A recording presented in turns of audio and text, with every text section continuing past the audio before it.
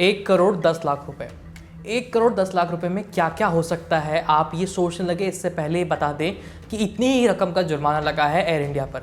लेकिन टाटा की air India पर ये जुर्माना लगा क्यों, ये कहानी जानने लायक है। इस कहानी में प्लेन है जो कई देशों, समुद्रों और पहाड़ों को पार कर यात्री और सामान को उनके गंतव्य तक पहुंचाते हैं, और है एयर इंडिया का एक पूर्व एम्प्लॉय।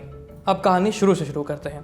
एक पायलट ने 30 जनवरी 2023 को सैन फ्रांसिस्को से बेंगलुरु के लिए एयर इंडिया की फ्लाइट उड़ाने से मना कर दिया। 3 महीने बाद पायलट को नौकरी से बर्खास्त कर दिया गया। बर्खास्त पायलट ने इसकी शिकायत DGCA यानी directorate general of civil aviation से की। इस शिकायत में पायलट ने आरोप लगाया कि एयरलाइन ने इमरजेंसी ऑक्सीजन सप्लाई का इंतजाम किए बिना ही अमेरिका के लिए बोइंग 777 विमानों का संचालन किया है। ये शिकायत साल 2023 में 29 अक्टूबर को मंत्रालय और DGCA को की गई थी।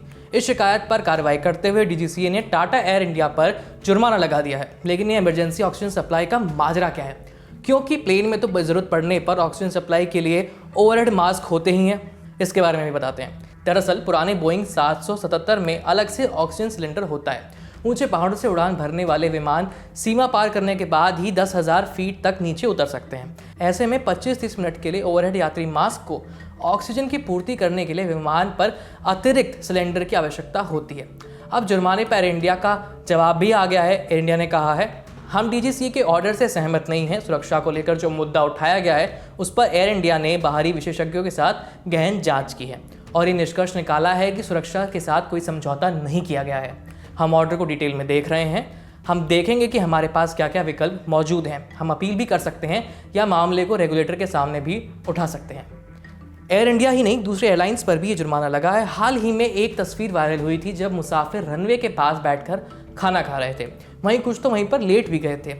इस मामले में इंडिगो एयरलाइंस पर 1 करोड़ 20 लाख और मुंबई एयरपोर्ट पर 90 लाख रुपए का जुर्माना लगा था। लोग फ्लाइट से यात्रा इसीलिए करते हैं ताकि लंबी दूरी की यात्रा को कम समय में कर सकें, लेकिन ये सब सुरक्षा में चूक की कीमत पर नहीं हो सकता। फिलहाल हम तो उम्मीद ही कर सकते हैं कि हाल में एयरलाइंस कंपनियों पर जो जुर्माने लगे हैं उसके बाद वो ऐसी कोई हरकत करे ही ना जिससे यात्रियों को परेशान होना पड़े या उनकी जान खतरे में पड़ जाए। यहाँ पर उस पायलट की भी तारीफ होनी चाहिए जिसने प्लेन उड़ाने से मना कर दिया और इसकी शिकायत भी की, नहीं तो ये चूक सामने ही नहीं आती। अभी के लिए बस इतना ही। बाकी खबरों के लिए देखते रहिए द लंटन।